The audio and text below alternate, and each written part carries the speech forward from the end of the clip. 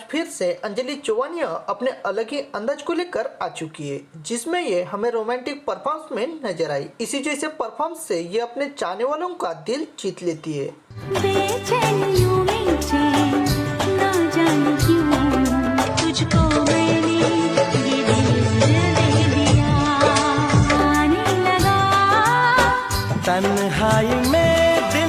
इसी के साथ में अंजलि की और एक वीडियो इंस्टाग्राम पर तहलका मचा चुकी है। तो सबसे पहले अंजलि के उस वीडियो को देख लेते हैं।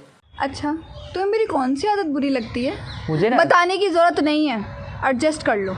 अंजलि चौवानिया डांस के साथ ही में एक्टिंग भी अच्छे से कर लेती है और ये अपने क्यूट लुक के साथ ही में एक्सप्रेशन के दम पर मिलियन में फैन फॉलोइंग हासिल कर चुकी है। इन दिनों में लाखों फैंस इनके साथ में खड़े हैं। दोस्तों, आपको अंजलि चौहान की एक्टिंग सबसे ज्यादा पसंद है या फिर इसका डांस, यह हमें कमेंट्स करके जरूर बताएं। अगर आप अंजलि चौहान के फैन हो तो हमारे इस वीडियो को लाइक कीजिए और इसी तरह लेटेस्ट अपडेट पाने के लिए हमारे चैनल को सब्सक्राइब जरूर करें। धन्यवाद।